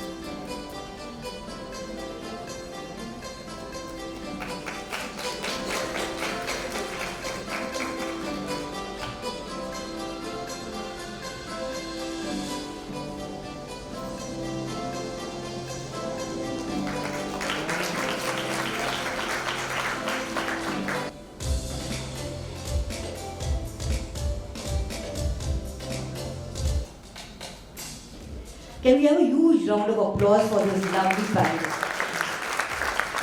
Thank you, each one of you. We now have an industry address by Vaishnavi Vajje, strategist, high-bar technocrat. Vaishnavi is a young woman leader in the construction technology sector, dedicated to revolutionizing the industry through technological advancements. She currently serves as a strategist at High-Bar Technocrat, a leading SAP Gold partner, specializing in EC and O sector implementations in India. Vaishnavi? Good evening, ladies and more ladies, but also not forgetting the gentlemen here. Welcome you all. Good evening to all once again. So there's a lot of grace, intelligence, beauty, and hard work and empowerment in this one room. So ladies, I would like to give yourselves a big round of applause. So recently, we have seen women in all the walks of life, right from our President, Honorable Draupadi Murmu, to PV Sindhu in sports, and as I stand here in construction industry as well. However, so standing here, we would like to know how we have moved from pixels to progress, and how women are redefining the construction industries through digital transformation. So talking about construction, it has been one of the oldest professions known to mankind. Right from the Mohenjo-daro construction, which is the largest settlement in the city, which is around 5,500 years back. Then we have had Ajanta and Ellora caves, which was built around 1,500 years back. Then we had our wonder, the Taj Mahal, which was built around 400 years back. And then the modern marvel of the world, the coastal road of Mumbai. So talking of this, we have noticed that construction industry is a little bit laggard when it comes to the usage of technology. And moreover, women in construction industry has been a myth. And as Suma ma'am had mentioned that only 2 to 3 women in a class of 60 people were there. I would like to mention about a few ladies. I just talked about these aspects of constructions. Yeah, moreover, women have been very less in this industry. But I would like to mention some super women present in here, which were transformational leaders. So first we have Ms. Devdi Khimji, who is the Managing Director at Al Turki Enterprise, Oman. She has single-handedly implemented SAP in the Sultanate of Oman and has improvised the productivity of 35,000 employees under her leadership. Then we have Ms. Kavita Shirvaikar, CFO and whole-time Director of Patel Engineering. So she leads a 75-year-old company. So you can imagine what a 75-year-old organization would look like. Set processes, set mindset. And she, under her leadership, has brought about changes in this organization to digitalization. Then we have Hemlata D, the VP of Procurement, Enterprise. She was instrumental in implementing SAP for InvIT projects. Then we have Ms. Gauri Tanle, who is present here with us. She's the CFO of Ashwin Seth Group. She has been instrumental in driving the internal controls through digitalization of her organization. And these are the few more women who are present here as well. You must be wondering, why were we talking about these specific women? So I'm very proud to tell you all that we acted as a catalyst with this women to bring about change in their organizations, and they were very instrumental in driving all the changes in their companies. So we are very proud of them. Now when I say we as Haiba technocrats, who are we and what do we do? So we are the industry leaders, and we have been first in many of the aspects. We have been the #1 company to implement SAP in the construction industry. And Haiba, through its lineage of HCC, we have been the first customer in the construction industry for SAP and ERP. And then we were the first construction company to implement 5D BEAM for all the linear assets. We were the first to implement smart city solutions, and we were the first to implement SAP cloud implementations for the construction industry. And by the virtue of all these many firsts, we have the highest number of clients all across the country, right from the metropolitan cities to the tier 2 cities as well. And not only in India, but we are spread across globally, right through all the continents. And we have presence felt in Middle East, Europe, UK, Africa, and the US as well. So to mention few of our clients, right, starting from the infrastructure, we have esteemed clients like Tata Projects, Patel Engineering, IRB. To move ahead, we have clients in real estate where we have applied end-to-end implementations for Prestige Group, Salarpuria Satva, Puranix, and Lodha as well. And in government also, our presence with MSRDC, Mahavijayan have been felt very proudly. And globally, we are working with Al Turki, Steiner in Switzerland, and so on and so more. Well, being here, it makes me proud to see a room full of women after a very long time. Thanks for organizing such an event, and I would like to say thank you for giving me this opportunity of speaking with you all. Thank you. Have a good evening. We now come to our second panel discussion for the day, and the last one. After that, we can enjoy our networking and cocktails. Staying accountable, embracing equity. I would like to call on stage our panelists. Devi Shankar, President, Industrial and Logistics, Data Center, Anurag Capital. With her experience of 20 years, Devi has worked in the entire gamut of investments from private equity, investment banking, and structuring. She has worked with Ask Property Investment Advisors, JLL, Deloitte, and KPMG. Till date, Devi has transacted investment deals of rupees 1.9 billion. She holds an MBA honors from the Chicago Booth School of Business, Chicago, is a chartered financial analyst and a chartered accountant. Architect Pallavi Malkari, business head Pune Runwal. She's a results-driven professional with over 28 years of experience in architectural design and interior design for retail, commercial, and residential. Taking over the business head for the entire Pune region at Runwal with the flagship project, Runwal, the Central Park. Pooja Dattatreya, Senior Executive Director, Enterprise Project Management, APAC, TMT Sector Head and India Leader, CBRE. Prior to joining CBRE in Mumbai, Pooja worked in the US for 12 years with CBRE as well as other prominent architectural firms in New Jersey and Massachusetts. She is also a lead accredited professional with experience in designing and managing certified sustainable projects. Architect Jasleen Changani, co-founder and architect of CY Corp with more than 23 years of experience, bringing a soulful respite to the dry landscape of the current mainstream residential architecture is what she strives for in each project. Seema Jobanputra, is she here? Yes. Director, Usher Group. Seema holds a Bachelor of Commerce from the Somaiya College of Science and Commerce with over 22.5 decades of experience in the real estate. She handles key operation, portfolio procurement, vendor management, HR and admin, and property management. She's closely associated with NSJ Charitable Medical Centers Hospital. I will be your moderator for the evening. Devi, I'll give it to you. You have a work cut out for you. Can you tell us the role you play in your company and how you have overachieved? So, thank you, Jayashree. Always a pleasure to interact with you and to spend time with you. Overachieved is a very exaggerated word, but I can just give a little bit brief in terms of how my career has spanned.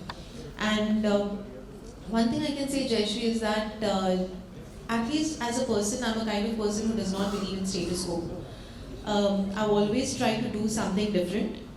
And I think that's really worked for me in terms of my growth. Just as an example, like I was in KPMG when I started off and I was doing advisory. I moved to investment banking, then I moved to private equity, then I came back to investment banking. I was in core real estate, then I moved to alternative real estate in warehousing, and then I also took up data centers. So I think it's if somebody is ambitious and aspirational, I think everyone should be open to taking the leap of faith. When an opportunity comes, a lot of times as women, I feel we tend to self-doubt. We tend to feel that, can I do this? Maybe this is beyond me, and we tend to take comfort in status quo. That what we're doing is going fine, and we're a little scared of taking leaps of faith when these opportunities come. I think for me that's been the biggest. When I look back in hindsight, everything felt very natural. But when you're asking me this question and look back in hindsight, I think the amount of changes that I've done, although it's all been in real estate, and I would never want to give away that industry, but I think it's important to have the courage to just move and do something different and question the status quo. I think that's important. Pallavi, women make the world go round. I will talk about the celebration of women because we heard a lot of trials and tribulations that women go through. So women make the world go round, and while we love to celebrate their achievements during Women's History Month in March, it is extra important to keep that support going every other day of the year too. How can this be done? I think it's not only about a particular month, but across the entire year, because it's about changing your attitude. It's not about doing something for just ticking it off in that particular month. It's about celebrating the fact that we are different in our own ways, and having policies, having advocacy kind of forums and stuff like that, which will actually help to keep that thing going. It's no point of having spurts of, let's celebrate women and then kind of stop it because it's done.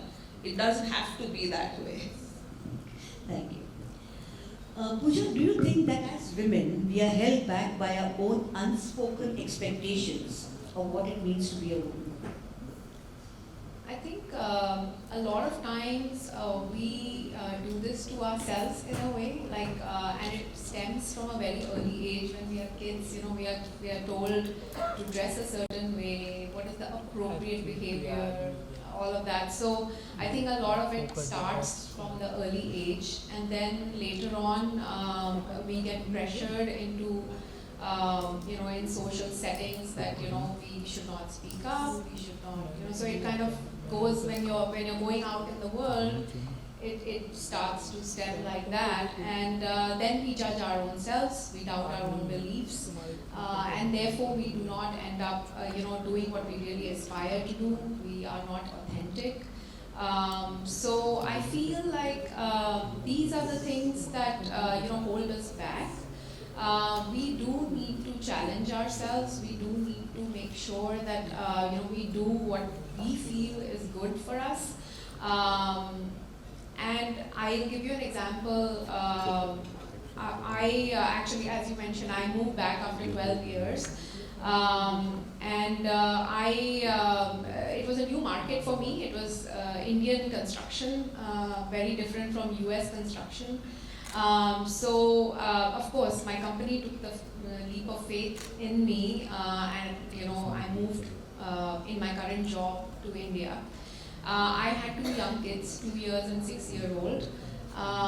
So I knew nothing about the market. So obviously, my boss or maybe even my peers were suspecting that I will fail, perhaps, or have a little bit of doubt. But what I did was I took it as a challenge. I actually used to count how many meetings I did with my clients in a month. I used to actually keep a tally of that. I used to go on sites unabashed, really trying to learn whatever I could, talk to my peers, my teams, and really grasp as much as possible. Not only that, I took the men along with me in the journey, like my manager. I would actually do a 3-month review of myself with my manager. I would set it up and I would say, tell me, how am I doing? This is the goal that I've set for myself. How am I doing? What could I do better? So I think sometimes you have to hold yourself accountable, and then you have to take the men along, whether they are your managers or your team below, and also network. That's what I feel. Nice. Seema, you work for a real estate company which has major projects happening in MMR. Do you think, you play a very significant role in your company. Do you think that, like this question to Pooja, I'd like to ask you this question, that we are held back because of our unspoken expectations? We are held back because we want to behave how people expect us to behave. So like if someone says कि बच्चा बीमार है and माँ is gone to work, तो कैसी माँ है ये? But then I think we know our priorities. कि भाई it's 100 and there's someone to take care of the kid and there's something important to attend to. So, but then that time we think, what will people say? What kind of a mother am I? So that is usually what holds us back. But I guess at our levels we know our priorities. Like, ये करना है, this is not right. So we weigh all those. But because we don't want to be judged in a certain manner, that's where we ourselves try to hold back ourselves. But I think now we are pretty good about it. Like if the father is taking care of the child, so we will still move out. Jasleen, as an architect, tell us how the fraternity views, and I know this does not happen much, but views and treats women. Are they stereotyped? Hi, so just as context to the previous panel, in architectural industry and in college, our class was about 70 to 80% women. It's actually 15-20% men. Yay! And you come to the real world, I was lucky to come up in a protected environment. My mother-in-law was an architect. I interned with architect Linda Sumaya, who herself is, she literally wrote the book Women in Architecture. So the environment was very different. And till I actually began my own firm, did I actually encounter or even question whether there was stereotyping or whether there was a need to bring women to the forefront. I mean, we just were. We were just equals up until then. And I think the key factor there was the environment. The fact that women and men, by the way, around you did not differentiate between an architect, irrespective of gender, right? And when I had, for example, to date, this is 20 years later, right? I have suppliers come into my office, spend 1 hour giving me a presentation, and my husband's an architect and we run the firm together. And after a 1 hour presentation, the guy will go, but sir, unko milna tha mere ko, And that's where I immediately strike that supplier off the list right then and there, So That's one example of stereotyping. I hope none of the suppliers are here. Yes. Second type of stereotyping. Hi, I'm architect Jocelyn Chagani, and their first, I'm talking about clients, builders, developers, I'm talking about suppliers, I'm talking about other consultants. Oh, अच्छा तो आप interior design करती हैं. Not that I have an issue with interior design, it's just that and you know, luckily women excel in that field. But I don't know what it is that I've reached a point where, hello, I'm architect Jocelyn Chagani, and I don't do interior design. I do architecture, as in residential architecture, and I build buildings. And you can see the expression of the guy's face, whoever that might be, change in seconds, because he's suddenly looking at you differently. And that's when you realize that even though 70% of women are graduating as architects, it's only the 20% men who are widely recognized. Palmi, I'd like you to answer this question as an architect yourself. Absolutely. I think I have a little different perspective than Jasleen does, but to a certain extent also same. Okay, so I passed out in '96, and times then were very different from what they are now. And I think Jasleen, me, Pooja, we are all in a city where, comparatively the equality is much better. But at the same time, there are cities and there are places in this country where still there is a lot of stereotyping in terms of, thinking that maybe women can't do these jobs because probably, they kind of going to take care of the skin and whatnot. But it's not necessary. We've kind of, broken that stereotype and said, okay, fine, I'm there to do this, I can do this, I can be on the side, and I can be in the sunlight, and I can do just about everything. And I think that is something which has kind of paid me in the longer run. I think it's because of the resilience of wanting to be there and be an equal in every sense. That kind of helps you to bring that about, and I think slowly, gradually things are changing. Yes, I kind of, resonate with her thoughts of sometimes there are suppliers who are like, aur koi nahi hai kya? But when they know that, okay, you're going to make the decision, they kind of, relent and say, okay, fine, you're there, you're going to make the decision. So I think probably being on the consultant side and being on the developer side, maybe there's a difference in looking at the woman architect. But I think this is something which I've seen that's changed in the last 30 years. And I think it's kind of hopeful. Of course, we are in a very good situation. We are in a city where equality is spoken about. Equality is something which everybody feels for.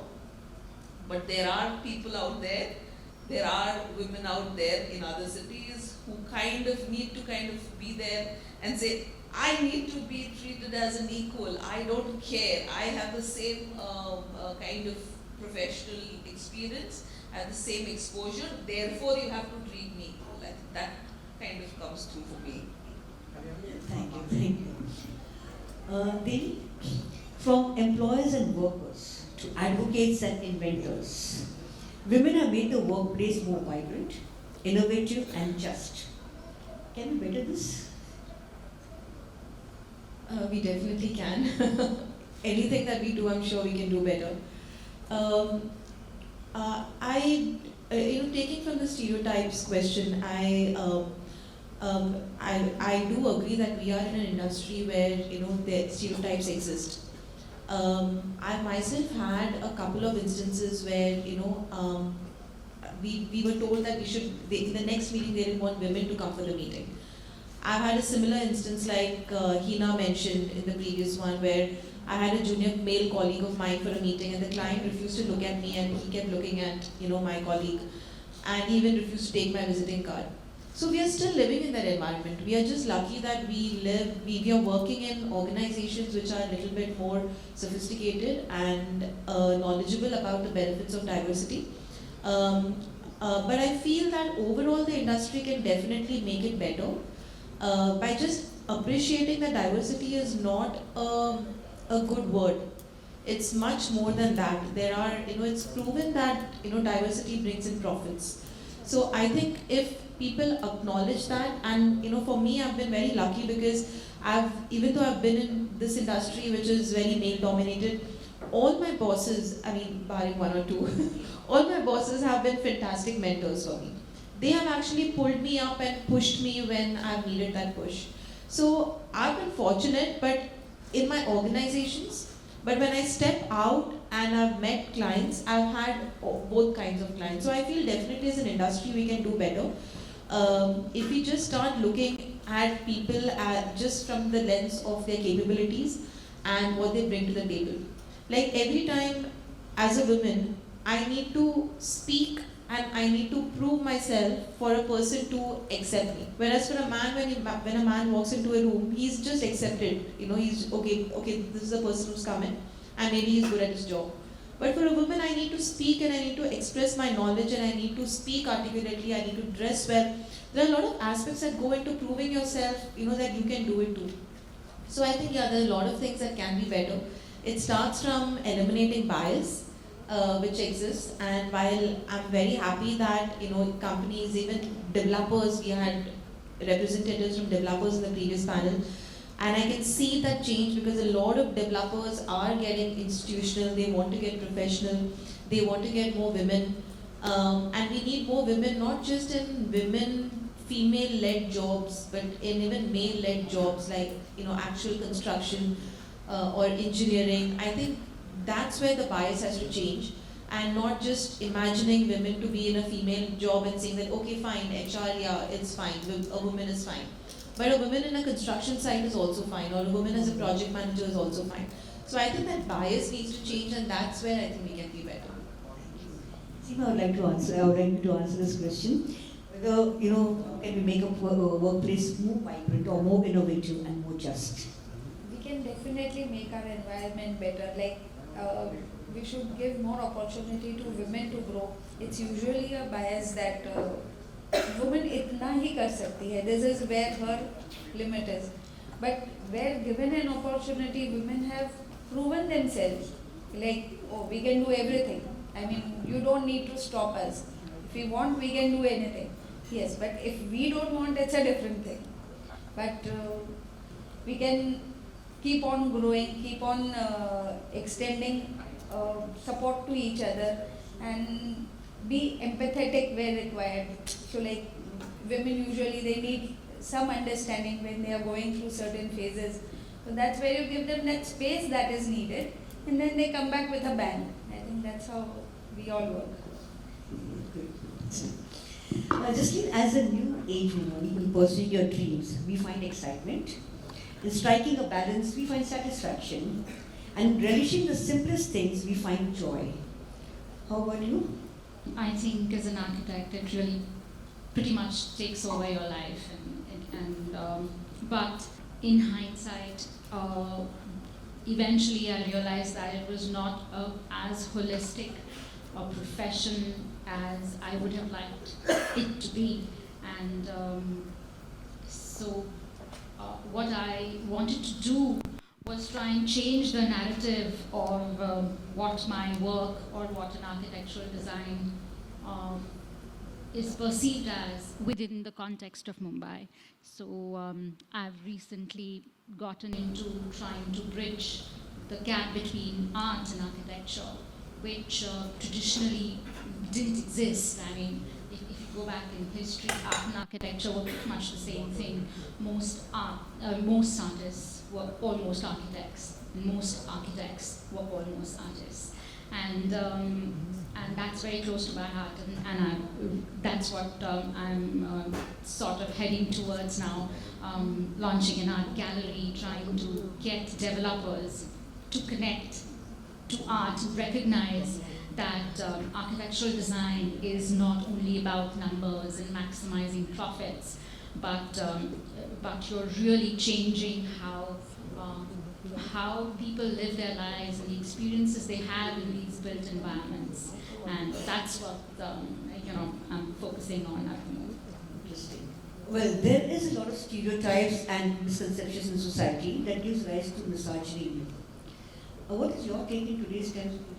So first of all, there's a data out there that says that on neuroscience that says that 5% of the decisions that we make are conscious, 95% are unconscious that are based on the biases that we have.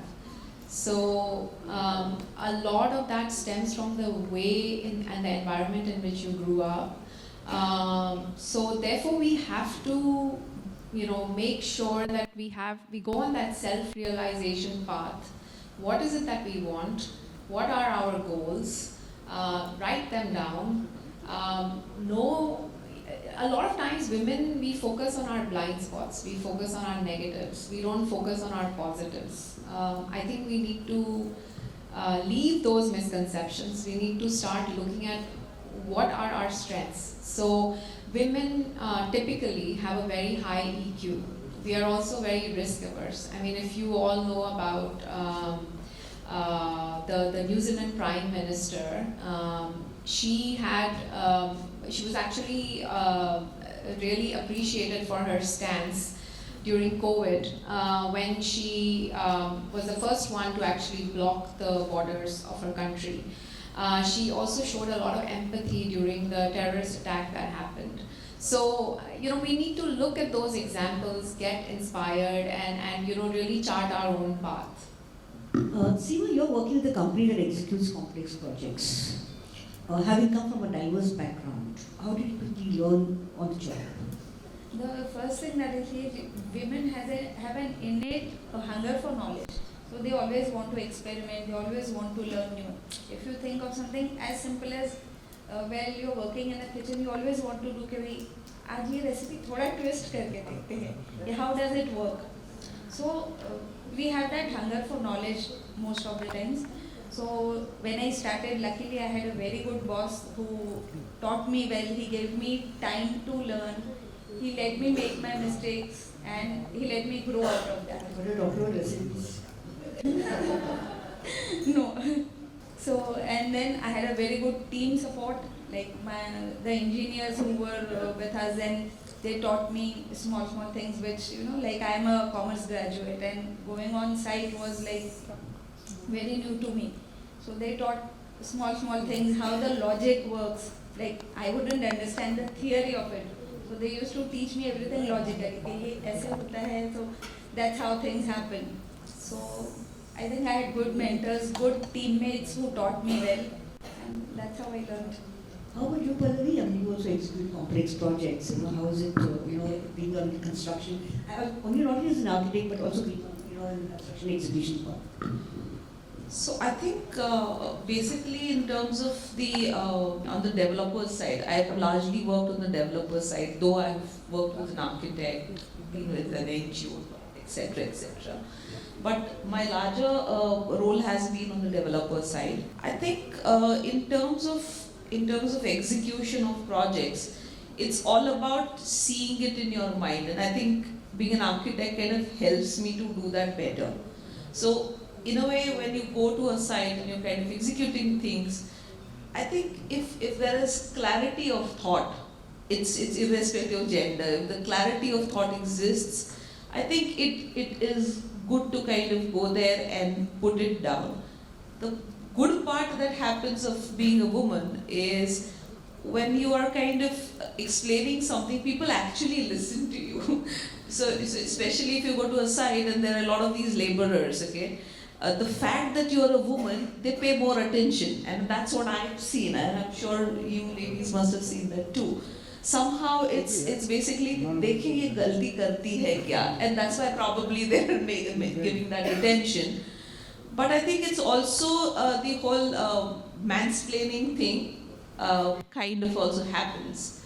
And when you kind of prove your point and you kind of do it consistently, and you kind of keep giving solutions time and again and see things differently, because I think we have an innate ability to see things a little differently than others can. Rather than saying अभी ये गलती हो गया छोड़ो इसको जुगाड़ करते हैं, you say okay fine गलती हो गया ठीक है सुधार के इसको ठीक कैसे कर सकते हैं. So I think that's something which kind of comes in when you kind of go to a construction site, kind of interacting with people. And might I add, and I think that's where Lodha's Unity initiative really sort of is pretty much the exact thing the industry needs, because you not only have architects, the attitude at the construction site would change when you have, say, the construction manager, say the site supervisor, for example, a woman, interact with the laborers, some of them women, but some of them men too. Some of the material being delivered, delivery guys, and they see women at all levels, not only at a certain tier of working, but at all tiers. And where organizations like Unnati can help is that now that kind of the roots kind of spread, this empowerment kind of spreads at all levels and doesn't remain at only a certain tier. Actually, I just want to add a little bit. So when I took this new role, Sandeep Brunwalo is kind enough to give me this role of a business head position, which is a P&L kind of position. So when I took that on, I think what happened also is everybody started kind of taking me seriously in terms of, okay, fine, I need to be a little cautious with this woman, okay, because she can fire me if required, okay. If there is something, while she will have empathy, she'll also be very rational. I think that is something as women we can kind of bring to the table. We can be extremely rational and extremely, empathetic at the same time. And I think that is something which kind of comes to the construction industry by getting more women in. Pooja, deeds, not words, is our permanent motto. Tell us about the difference you have made at your workplace through your deeds, of course. Sure, but before, I just want to add to what you said. I think I completely resonate because it was the same thing for me. I took on a P&L role, people started looking at me differently. And one thing I want to add is, we women, as both of you said, we have these thoughts, we could have done it, we can do it this way, or how you were saying, but we never speak. Either we are scared that, this is not my position to speak, or, I feel you should not say, you should not think like that. I think every idea is a great idea. I give a very crude example to my team. When a boy proposes to a girl, what is the worst that can happen, right? She'll just say no, right? So, unless you do it, how will you know? So I feel, so I did the same thing to my, I would tell my boss, why don't we do it this way? Why don't we, we could double our money, we could double our profits. And some of the things would stick with him. So I think we do need to speak up. That's on that point. Would you like to add something? I'll just add something. In fact, what also happens in such cases is, and this is very funny, the guy at the topmost level is the guy who can see the things that are coming through in the idea. So I think he or she is more receptive at that point. It's the in-betweens where the problem lies, and I'm sure, Pooja, you've seen this too. Yes. And back to your question, Jayashree, I think, so I do feel very passionate about making sure that how I've been given opportunities by my male colleagues, by my women colleagues, I would like to give that back. So I'm a co-chair of APAC Women's Network in my company. I have written a few papers on diversity. I also sit on the POSH committee. How many of you know what POSH is? Yeah, so it's really good to see that you know that. So yeah, so I sit on that committee. And I do try to get the engagement going with my teams by trying to do the tie up with non-profits, maybe tree planting, maybe assist with other non-profit voluntary organizations, just to inculcate that culture in my team as well. And I think all that goes a long way, because then you are walking the talk, and and then people emulate and they try to, and I've done that looking at my superiors, so I would like to hope that others do. Interesting you should say that, because this afternoon, my office, one of my colleagues comes to me and says that Jayshree, you have I'm editor for Construction Week, and he says you have a new designation. And I said, what is that? He said, President Office Posh. So I said, and the second line I read was, the monetary compensation. I said, oh, I'm getting money for this. He says, no, that's for the victim. Okay, anyway, thank you so much. I would like to wind up this because I think we're running late. Thank you so much once again. These are some very interesting talks. I mean, we learned a lot today in terms of women standing up for themselves, women basically having a spine. Basically it's just, you stand up for yourself, you stand up for your beliefs, you stand up for what is right, and that's more important. Thank you so much. I would like to invite Saldana and Mangesh Vajje, Chairman and CEO of Haiba, to felicitate the panel.